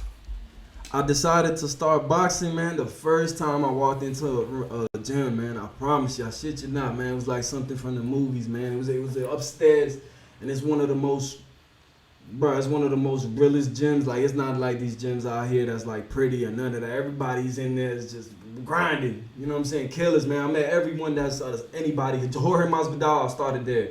You know what I'm saying? He's up Regal, there now. all these boys started there, man. In my era, them boys. I was in there, them boys, man. Love them. Him, all the Cubans who now doing something. Gamboa, Johnson, Doty. All them boys came from the same gym. If you were a great fighter from South Florida, from Miami, you went to that gym. Nice. You know what I'm saying? So stepping in there, man, I just smelled the sweat and I seen the vibe in there, man. The level of respect people have for each other in there, and I fell in love with that shit quick, man. Yeah, quick. I could only imagine. I mean, when I stepped into a ring, it felt like home. Yeah, that's exactly. I want to take off my shoes and just lay down and just chill. It just felt like home. It really is home, though, bro. I look forward all day to going there. You know what I'm saying? All your stress, all your problems with your girl, problems with friends, family, all that shit go out the window, man. Yeah. You in there just trying to get better. That's it. We got another question from Instagram from Meds. He said, or she said, I don't know exactly what it is. Running on the treadmill, bad for your knees. To be honest with you, I feel like it's less impact on my knees. I agree. It has like a little soft. Yeah, it has like a little bounce to it. Exactly, you know. Because it's not like running on straight concrete or anything like that. It's like AstroTurf, to tell you the truth. Back to Instagram real quick. I am Nuff said definitely interested in that FundMe page. Miami will support you. So that's an idea that you brought in there. Y'all, man. You know, another question. Appreciate y'all. Yeah, man, that's it. That's the dirty side of boxing, man. But real, they ain't gonna tell y'all that, man. But that's how it works. Back to the GoFundMe stuff. All right. I don't think that that's a bad thing. And for instance, let's say you put it out and the people that are following you, your friends, which may not be in the hundreds and millions of thousands yet, I think if this gets out to like other boxers, you know what I'm saying? Oh, we'll take control of the sport back. I think that is definitely something that people don't even know that. You know, they don't know what boxers going through, man. This shit, bro. Listen, we gotta pay 10% to our training. What you're telling me right now, I've never heard. Yeah, man. This is the real. Oh no, I know you gotta pay your trainer. I'm talking about you gotta pay your opponent. Yeah, I'm you gonna gotta tell you pay your everything. own I'm opponent. running you down the bills right now. How much it costs me to fight every time? Sound like a rapper, but let's go. This is really how it ran. My last fight, supposedly, the opponent was 1,800. Between me and you, the promoter could be 1,000. The promoter could be putting 800 in his pocket. You never know that. You don't talk to the dude. You know what I'm saying? So, and you know this is Miami. You know what I mean? So let's say it was 1,800, like they say it was. It was 1,800. We gave him 1,800. Boom. Then you got to pay a slot fee, which means to fight on that show. So they hold you a position on that show. It's $500 every time. Wow. Okay. All right. So $500 just so they could hold me a position on the show. Then I got to pay the dude 1,800. Then I got to pay his plane ticket, there and back. You know, what? Round trip, him and his trainer. You know what I'm saying? That's another $500. Wait, hold on. You have to pay your opponents round trip airfare. Their trainer and yes, you gotta pay this shit. If you don't pay it, then you got a manager who pays it, but he still takes it out your cut when he pays you. You know what I'm saying? So it's the same thing. You know what I mean? They gonna write it down. They gonna take it out. But as of right now, I paid. And so we're basically at 2,800 right now. Facts. Then look, check this. You gotta pay what's called a finder's fee. So the dude who finds the opponent, the matchmaker, he gets $500 just for finding. This dude just he got the best job in boxing. Yeah. He just literally just finds opponents, finds matches people up and gets 500. And that's what 12 fights a show, 13, 14, 15 fights a show times 500. All right. Yeah. So he do that. Bam, I gotta pay him 500. What we at? We like at 3,000. We 32. 32. Damn. I gotta buy him 3 meals. It's $120. You gotta By law, by who? Your opponent? By Florida law, I gotta get him 3 meals. Your opponent? My opponent. And his trainer, or just your? Just the opponent. The trainer is. So you gotta feed him to make sure he has enough stamina to beat you. Yes. For how many days though? $120. That he can break that down into however he wants. wants. Per diem. Per person. 120. Yeah. 120 is good. And then you gotta pay the hotel where he's sleeping at. And you gotta get him there weigh-in day, and weigh-in is a day before the fights. So they got at least 2 days and a night. So, and depending on the hotel you put him in, you know what I mean? And you want him at the hotel where the venue's gonna be at. You don't want to go get a cheap motel on A Street, because then what happened, fight night comes, he got in a car accident, he late. Anything. He don't want to show up. You want him right where you can go to his door and knock, you know what I'm saying? So wait, you pay him even if you don't show up? What do you mean? No, you put all that if money he out. don't show up, Yeah, if you don't get paid. He gets paid that night. Okay. He gets the 1,800 that night. That night he gets the 1,800. Everything else is paid prepaid. Listen, you continue. gotta pay 10% to your trainer. So let's say which I don't get paid to fight. You know what I'm saying? But let's say I got paid to fight. Besides all that, you gotta pay him 10%. Let's say I made 100,000. My trainer gets 10,000. The manager, God willing, you got your manager for 10%. I ain't seen a 10% contract yet. I seen 15, 20, 30. Damn, 30. Everything upwards. Yeah, and the promoter gets 10%. You gotta check that, because the wall, I mean, the ceiling is only 20. At least in the music business, it has to stop at 20. It's supposed to be 10%. Yeah, but it can go all the way up to 20. So I'm saying it can't go no higher If I than that. do a contract and I put 90%, it's 90%. No. Yeah, it's what on paper. It's what is on paper. I know it's what's on paper, but I'm saying if you understand the game, the ceiling stops at 20%. I mean, I can sit there and show it to you. If you're sucker enough to not pay attention, then they'll say, "Well, it's on paper. You said that." Call those people suckers, all right? It is. No, they out there. They gonna send you. Yes, it is. You have to know the game. You gotta run that to your lawyer and your home. Well, I'm telling anybody on Instagram, everyone who's listening, right, you ain't gotta yell, the just chill ceiling is 20% Yeah. You know what I'm saying? Legally. No, yes, legally. All right, well, not in boxing. Not in anything. Not in On that anything. bitch. If But that- yeah, I hear you. If that's the case, Lil Wayne. The best deal you could get is 10%. That's what I'm trying to tell you. Yeah, I know. That's the best deal. That's the big deal. But I'm telling you, bro, I ain't seen the contract like that yet. And you gotta pay 10% to the promoter, bro. So let's say, God willing, you got 10% on all 3 of these guys. You made $100,000 that night. You keeping 70 bands. You know what I mean? And that's not counting all the costs you lost in the training camp, man. Nutrition, your rent, all this shit that you ain't got another job, so you know what I'm saying? You gotta have money saved up for all this shit. You gotta be frugal with your money. Let me ask you, you basically paid close to, we stopped at around four racks, rounded off. Yep. And it goes up every time, because with every knockout, the opponent gonna want more. You gonna look at your highlights, you gonna be like, I ain't fighting this dude for 1800. When do you stop paying them? You stop paying them when you get a manager, man, who's fully invested in you, man. Fully invested in you, and he believes the dream. If he believes the dream, he knows you're gonna make millions, you know what I'm saying? All I need is 50. If I had $50,000 right now, I'll make myself rich. I'll make myself a multi-millionaire. So we need to find you a manager. Yeah, an investor, a private investor, a manager. You hear that, Instagram sponsor, world? Whatever, you know what I'm saying? I'll make myself a millionaire by next year, man. I already know the game. I already know the business inside. You're gonna make yourself a millionaire. You're gonna make yourself your manager a millionaire. Well, you know he's definitely gonna be getting the cut too. You know, so they're gonna make us. It's a team. Yeah, whoever I sign with, it's gonna be a team. Yeah. I'm loyal, man. So it's deeper than rap. You know what I'm saying? It's not just boxing, man. If I sign with you, it's because I believe you got my best interest at heart, and I fuck with you, man. That's why I haven't signed with nobody yet. A lot of people ask me why, and I just, you know what I'm saying? I got a good gut feeling. My gut ain't never been wrong about shit. Right. You know what I'm saying? So you paid about $4,000 for your last fight. Yeah. Did you make any money on that fight? No money, man. No money. As a matter of fact, I'm lying to you, man. After I paid all the costs of my opponent, he gives me 30% of the tickets. You know what I'm saying? So I sold like around like 6,000 in tickets that time. So 30% of whatever was left over, I think I made like $500, man. $500. But that's him because he's a good promoter and he fuck with me. You know what I'm saying? A lot of promoters don't even do that. You know what I'm saying? Right. Did you win that fight? Yeah. I won all my fights so far. All right. So you pay about $4,000. You pay about $4,000. You win. Your manager didn't put no bread up. So why do you need anybody? Because for that reason, man. So listen, you know how stressful it is as a fighter to train and get ready for a fight. You about to go to war, man. You about to go in there with a dude who's been training for 3 months to fucking rip your head off. You don't want to focus on anything else but the fight. You don't want to be worried about selling tickets, man. Man, I'm running around selling tickets till hours. You guys, some of these people on this shit that they know me hours before the show, man. Yeah, I know. Tell me about it. I know.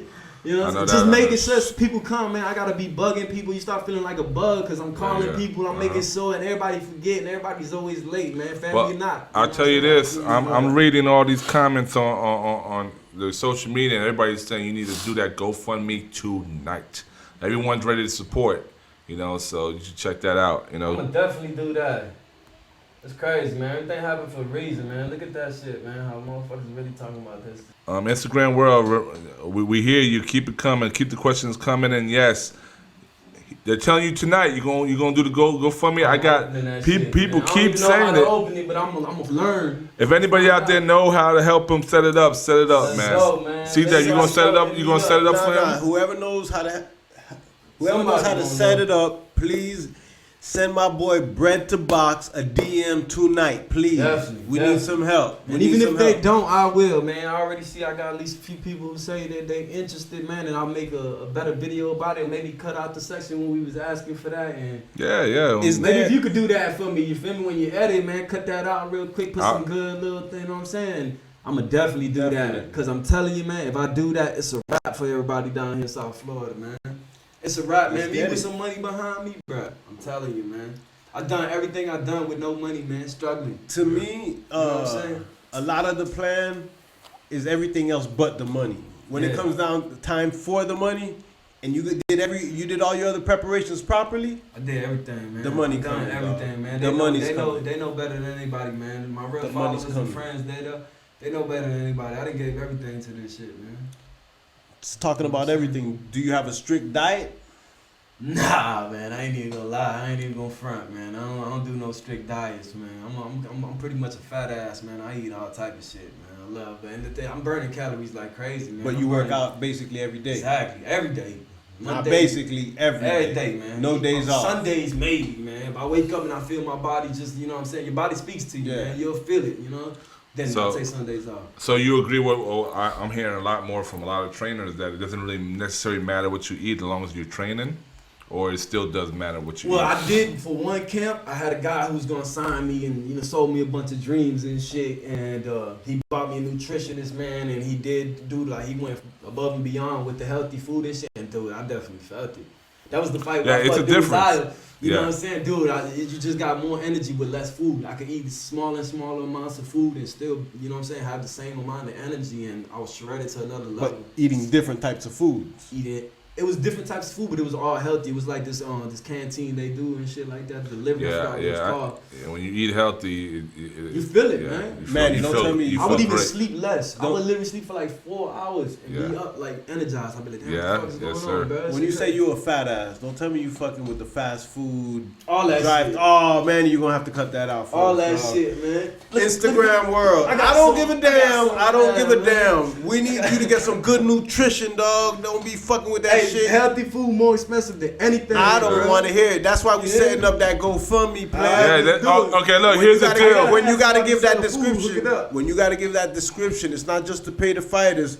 Kind of put a description of what your boxing, like the things that are missing. Yeah, nutrition. And I think the nutrition, if not number one, number two. Definitely. All right? You gotta co-sign that. I already know that's gonna make me even better. I do it for like the last 2 weeks of the fight. You feel me? Yeah, I gotta take off all that. Hey, I rock with the champs, okay? I'm with that. Next time I slide through, homie, I'm with that. send your liminal, come pick me up so I can do my interview proper, like, you know what I'm saying? Listen, all right. We will do this again, man. Or the goddamn helicopter. I promise y'all. I'm flying into the fight. It's fights. not gonna be in my garage next time, man. It's gonna be the much better place. I already told you, man. This is an undisclosed gym. Man, if you don't watch your mouth, me and you gonna step in the gym, okay? Everybody know I'm always on live. I don't care what they know. Today is undisclosed gym. Big facts, all right? Big facts. It's for 7 studios today. And if they know about it, and if they know where we at, that's family. All right? Exactly. We don't let just anybody around here. That's facts. Touching up the leather, touching up the belts. All right, well, let me ask you something. If you were to do the I'm supposed to say that boy eat rocks. Yeah, I was trying to say that earlier. That's done, right? That's my dog, man. Well, shout out to him, man. That man right there. What's his name? Shout him out. That's Moses, man. That's the owner of Snip's Barbershop, man. One who showed me over the years, man, that he's a true friend, man. Me and him bumped heads before and all, but when it's time to support, he always been there, man. Even on what I thought was gonna be my deathbed 2 years ago, this man was at the hospital every day for me. You know what I'm saying? And it is what it is, man. He actually look out all the time, man. You get more detail into that? What happened to you?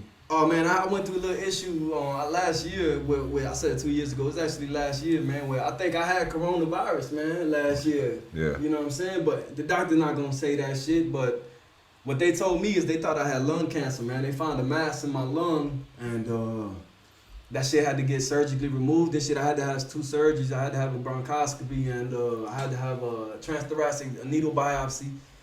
And bro, the doctors in there was talking crazy, bro. You know what I mean? You know doctors talk, man. And shit was crazy. That shit really got to me, man. And God just blessed me, man. He really worked a miracle for me because lung tissue don't regenerate.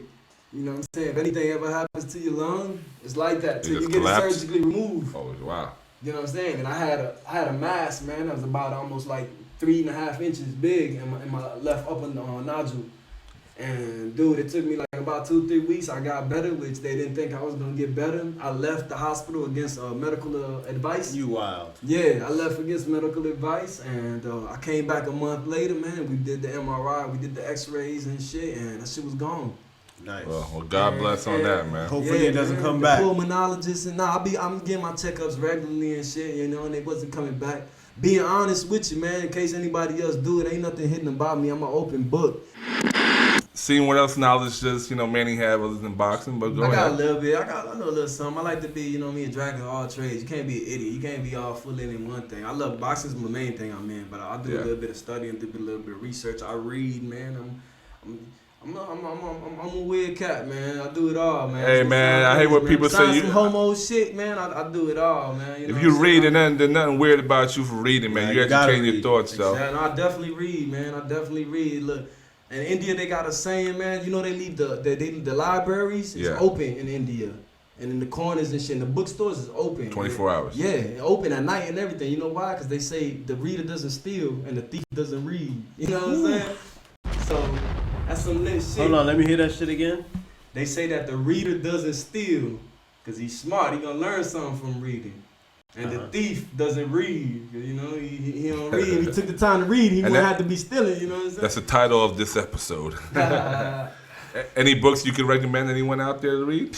I got plenty, man. First of all, read the Bible. You know what I'm saying? Read the Bible. You ain't read the Bible. And after that, I would say, man, shit, The Power of Now changed my life. That's a great book. Yeah, that's a great book. You know who wrote that? Yeah, if I'm not mistaken, it's Eckhart Tolle. Okay.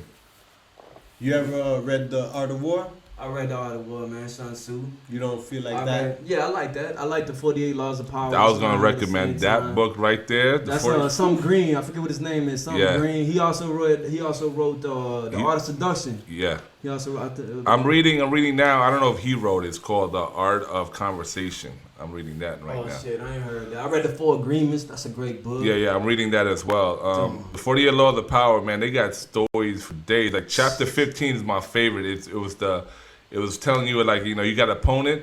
Yeah. You know, don't just beat them. You gotta murder them. Yeah, battle so he can never come back. Yeah, because they were telling the story how one was doing it, and then they always showed mercy. Yeah, no. And then they came around, and then they didn't show them mercy, and they came and take over and all. Yeah.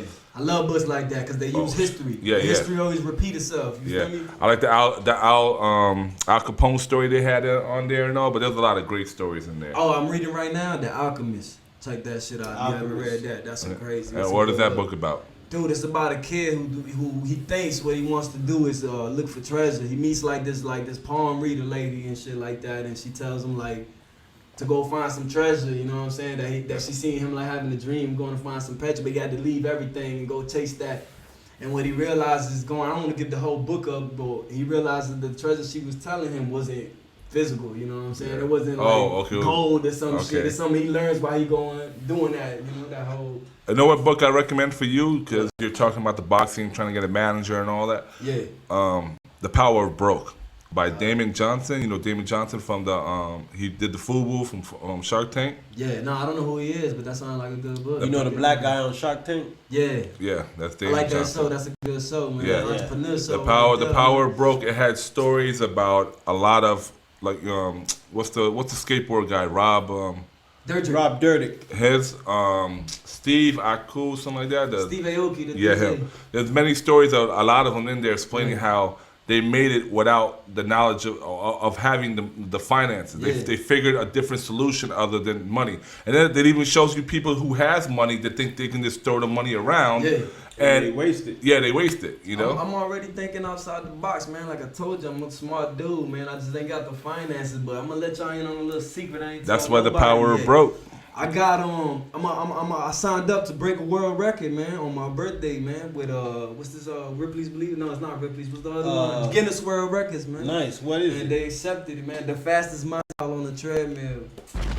I've never heard of that. Fastest mile on the treadmill is 3:43 right now. I'm already doing 4:14, 4:15 at about 14 miles an hour on a treadmill. So I was trying to look at how accurate treadmills are to see if, you know what I'm saying?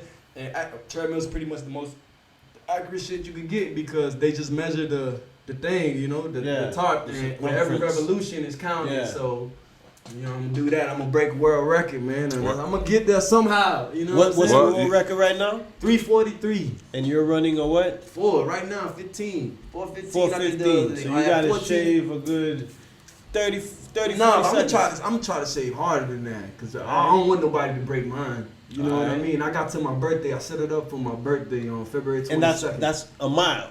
A mile. And a mile. Who has to be there to record it for it to be accurate? They gonna send somebody. I gotta have like 3 to 4 of my own witnesses and shit. I gotta have them signed off. I gotta record it. I gotta have somebody record the treadmill. You already know. Nah, I gotta. Oh, y'all wanna be there? Oh, say no. Yes, sir. Put that shit on. What's wrong with man? Hey, man. Hey, look. I ain't telling nobody. You better stop. Y'all the first ones to hear about this shit. You better stop. My boy Mo. You better stop treating us like we just pulled up, nigga. We've been down since like 2086. Nigga, stop playing with me. 1876. Nah, but we'll definitely it would be an honor for us to cover that for you. Well, hey, listen, I'm gonna break that. Ain't nothing around it. I'm gonna break that. That's what's up. I'm with the gym every day doing that shit, man. I'm getting closer and closer. I ain't gonna lie, that shit hard. It sound easy. Hell no, when it don't get sound off that easy. shit, Bruh, my dog been there with me, bro. I literally gotta sit down for 30 minutes, bro. That's why I've been biking a lot now too, because I put in a lot of miles a week, man. How many miles you run on the bike? On the bike, man, minimum I do 20 miles, man. Nice. 20 miles a day, and that take me an hour, man. Yeah. You know what I'm saying? I go right here to the golf course at the Little Miccosukee golf course right there on 137. Oh, word? I might hit 1 hour, 4-5 laps. That's 20-25 miles. Yeah, I do about 15 like every other day, but it's taking me about an hour to do 15 and all. So. But you got a cycling bike and shit. You got the mountain bike. I'm telling you, it's gonna change the game for you. Oh, word? I had a mountain bike. That's how I started too. I was, I ain't see, and these old men would just pass by me, bro. And I was like, ain't no way this dude more fit than me, you know what I'm saying? Oh, word? So that's the trick? The bike going, bro, I'm telling you, on those bikes, I used to get, on a mountain bike, 11 miles per hour when my heart is pumping. Oh, wow. On this bike, I could hit 20. You know what I'm saying? These bikes weigh 5, 6, 7 pounds, man. What kind of bike you got? And they cost about 5-6 grand. I got it right there. I'm bringing it in for you right now when we done. What's the name on that shit? Trek? Nah, not a Trek. I think Cannondale? it's Fender. I think it's Fender or Fuji? Fuji. There it is. Fuji. Ain't that what you got? I got a Fuji carbon a carbon Almanac or some shit. Yeah. We got on a little bike mania too. That shit fun, bro. Have you ever done critical mass? Nah, bro. Critical mass. I gotta critical do that. mass. I don't know. I haven't done it in a while, but gotta do that. It's about 15 miles. Yeah. What I used to do was, I think the takeoff was at 6:15. Yeah. So no, it was at 7. And they wanted you to get there by 6:15, 6:30, but the takeoff is at 7. You got to sign up and shit? No, you just show up. I would let everybody take off. There'd be like 500 people. Let everybody take off. Pass on. I wouldn't even be surprised if it was 1,000. Try to gun it and try to reach the front. So you're gonna be weaving through. It's gonna take like at least 30 minutes. Yeah. But that's how I would do it. Yeah, that's how I would do it. Yeah, tell me about it. 20 miles a day, sheesh. I'm with you, man. I did 21, 22 miles one day from Kendall to 216 and back. It was like 21 miles.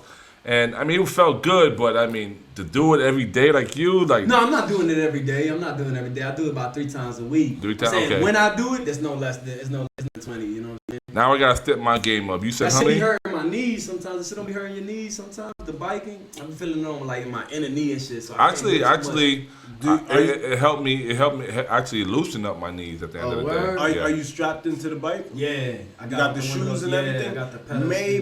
Maybe take them things off. Yeah, somebody told me that. Because you're forcing. And it makes your legs stay straight. You know, it's probably the form. Not even just that. The coming back up part. Especially, I could probably tell that you trying to get there as quick as possible. That shit. So coming back up, that's not really you never really pull your knees downward. Yeah. You get what I'm trying to say? So that's probably why it's hurting you. So I be having some pain. I can't do it definitely 2-3 times. Unstrap yourself, dog. Sit-ups. How many sit-ups you can do? 1,000 a day, easy. 1,000 a day. Easy, man. That's what's up. If anybody that trains with me knows, man, my boy Moses just out there with me today, man. I could dude, I hang upside down from this shit and I might do 300, 400 shit. I'm talking about all the way hanging too, man, like a bat. And then I'm touching my toes with it, you know what I mean? Sit-ups, man, I've built that strength over the years, man. You gotta be able to take a hard shot to that. Because I'm doing my challenge right now. I'm trying to do 100 a day for the next 30 days. Man, I'm gonna show you 2 sit-ups when we done here today. And I promise you, do those sit-ups every day. You're gonna have a 6-pack in a month. I shit you not, man. I also train people on the side. That's my hustle. Okay. I'm a barber. That's why you see me. I got my shit right here. I used to work at Snips Barbershop and shit like that. Fayette County too. Shout out to them, man.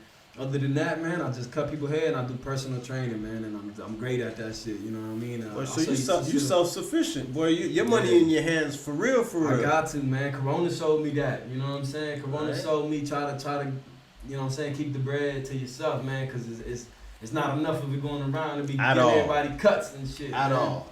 You know what I mean? But so what's next for you, Manny? What's next? Man, where you trying to go? Like I said, this GoFundMe count next, man. This shit coming up tonight, and if shit work out good with that, man. So if you had 10 bands on you right now, what would be your next move? Well, I think the last fight for this year already done. I think there's a show right now on Friday here in Miami, and the Errol Spence fight. And other than that, they take a break for the holidays. They won't be back till January. So God willing, I'm back in the ring January, February. Whoever I get in there with, man, I just promise you it's gonna be ugly. I ain't never been in better shape than I am right now. I ain't never been more prepared mentally, physically. I got my daughter on the way. You know what I'm saying? That's making you even more hungry. Like, I gotta win now. Bro, you know what I'm saying? Like, she not gonna go through anything I've been through, bro. That's so what's up. I'm ready to give it all up for her, man. But you're already on the right track, dog. Just keep it going and just keep it going, dog. You just cannot give up. You having your kid right now. Hey, Fat Joe said it best. All the way up. Yeah, ain't no giving up, man. Trust me. That shit ain't in me. Do you have a name picked out for your daughter yet? Yeah, I do. I'm gonna call her Regina. It's my grandmother's name. Okay. We call her Regina. Middle name? So for Gina, like Martin, you feel me? We call her Regina. Yeah. Gina middle name, I mean, the mom got a middle name picked out. I don't really like it, but we'll see what happens, man. All right. Mom, we might have to switch it up just a little bit. Un poquitico. Yeah. So, what are your aspirations as of right now? Are you you want to be heavyweight champ of the world? Heavyweight, definitely not, man. I couldn't even try that. I couldn't even be a heavyweight. That's not in the weight class. Yeah, nah, I'm a lightweight. But the way he's fluctuating, losing 10 pounds before the thing, like, you might have it figured out in a few years. I've never in my life been over 157 pounds. All right. Yeah, how much you weigh right now? Right now I'm at like 146. And what weight class is that? Featherweight? 146 is welterweight. It's 147. That's what Floyd fight at. But they cut weight to get to that weight. You know what I'm saying? So they would have a huge advantage on me. Whatever weight class dude fighting in, for example, me, I fight at 130. That's not my weight class. That's not my walking weight. You know, my walking weight's more. Yeah, 147, 150. We get that to that weight and we cut hella water and shit and diet so we make weigh-ins. We make that weight the day before the fight and weigh-ins, and then you got 24 hours to rehydrate. So when you get back in that ring, you got an advantage, and that's where the trick and the magic of boxing is. Because depending on your weight cut and how good you did it or how bad you did it, that shit gonna affect you fight night. You know what I'm saying? If you had a bad weight cut where you was just a fat ass the whole training camp, which I done sometimes, and you take off all that weight within a day or two, then on fight night, you might not feel it round 1, round 2, round 3, 4, 5, 6. Dude, that shit coming. You're gonna feel fatigue. Then you better knock him out the first 2 rounds, or you gonna feel it. You're gonna feel fatigue. You're gonna feel tired. You're gonna feel sluggish. You know what I'm saying? If you do it correctly, and dude did it wrong, like I've done it sometimes, dude. I'll be in there 145 pounds with a dude who's probably weighing 132 that night. You know what I'm saying? You got a huge advantage, huge power advantage, huge weight advantage. Yeah. So hold on. Well, what's considered a heavyweight? A heavyweight is 198 and up. If I'm correct. You know what I'm saying? So anything 198 and up is a heavyweight. And I think now they're opening up a new heavyweight class, like super heavyweight. That's people like 2-something and up. That makes sense. 300. No, I fit that category. I'm 245. Yeah, 245. But the thing is, if you would have started fighting and training for real, you would be fighting at like 180, dog. Real shit. You know, I could already just see a man by his size and tell you like this, what's your weight class? You know what I'm saying? And it doesn't have to do so much with height. Height can give and go, but it's just your overall bone structure. There's just some dudes who's short and they cocky be like Tyson. You know what I'm saying? Yeah. Tyson 5'10". He heavyweight, you know, but How much Tyson weigh? He weighed for this fight, I think 180, 190. Oh wow, really? Nah, we can look it up. They weighed 210. One weighed 210, the other one weighed 220. There was like a 10-pound difference. Oh shit. Cause my thing is like I want to drop the weight, but when I'm in training, I'm at 215. That's the weight I like to stay, 215, 220, but in muscle, not fat. Yeah. Definitely, man. That's the hard part about it, losing weight and maintaining your muscle. You know what I mean? Because as you're losing weight, you're losing muscle mass. So you gotta be careful with that. Not too much cardio. You know what I'm saying? Cardio, but not too much, so you don't lose your muscle and shit. Me, I gotta do hella cardio. Oh, where's the cardio makes you lose? Yeah, cardio gonna make you lose muscle mass. You know what I mean? Oh wow, that's something new I just learned. I try to do a lot of cardio. Not for somebody who got more. Nigga, you need cardio. Exactly. That's all you need to do is cardio. Exactly. Not for somebody who has more body fat than you know what I mean? Than For muscle. example, if I had, like, for example, me, if I keep doing cardio, dude, I'll just be straight, just skinny. You know what I'm saying? I don't have no muscle mass because there's nothing else to lose. But when you have more fat, then you want to do cardio. You know what I'm saying? No, I mean, I'm not knocking cardio. I'm just, I also don't want to lose the muscle at the same time. That's the thing. So I just got to basically balance it out. Light weights, heavy repetition. Yeah. That's what you need. Exactly. Big weights is when you're just trying to get that muscle larger. You know what I'm saying? When you're trying to lose weight, get ripped in it, you need a lot of reps. So if you need somebody to help you, we got, just come see Manny. You know what I'm saying? Manny will whip you up right into shape. Yes, sir. All right, so Manny, where can the people find you at right now? Like on the Instagram or Facebook? On Instagram, I'm at Bread the Box, BRED, the number 2, and BOX. Facebook, the same thing, and that's pretty much it. You got a website?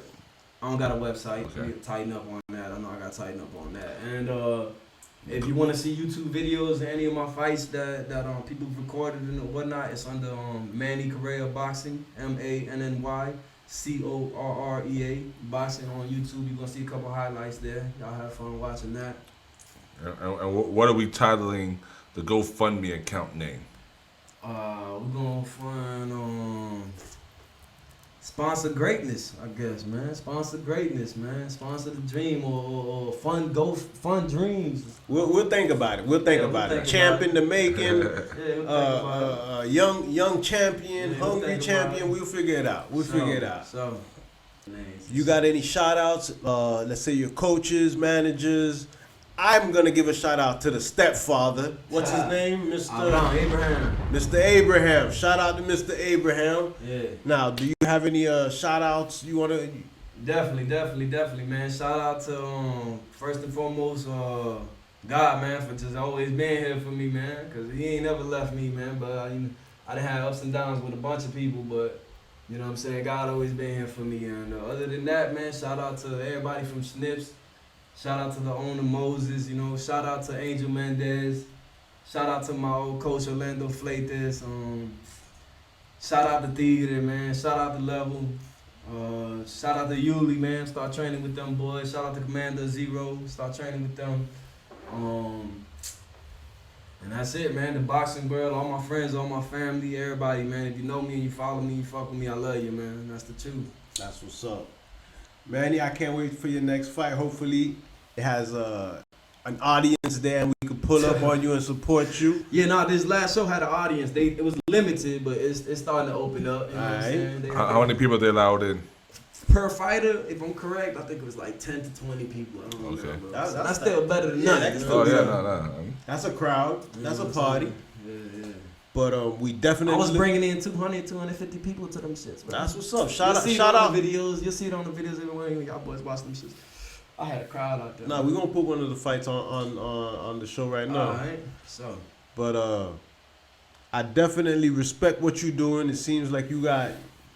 The gym seems official. There's nothing that's not here. Yeah.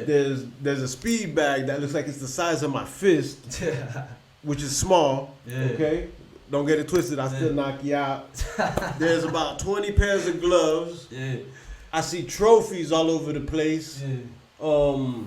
Heavy bags. We got belts. We got weights. We got battle ropes. Can you talk about some of the trophies? Like what you? Which one is your most prized trophy up here? These are all amateur trophies. That's my most prized trophy right there. That was the fight of the night in Homestead. They brought a kid down from Texas to fight me. He had 50 fights. And they called my coach, Angel Mendez, at that time. He was like, yo, you want to fight this kid? He's like, he got like 50 fights. He's supposed to be this amateur star. I think I had 10 fights, man, some shit like that. And I was like, yeah, I'll fight him. And we stopped him. You know what I mean? I got fight of the night. I got the trophy for the win, and then I got that trophy, which is fight of the night. What was your amateur record? My amateur record was 20-3. Nice. 20-3, nice. Man. And those 3 losses, you can't find them. Like, you can't find the video, and you can't find the person. Tell them.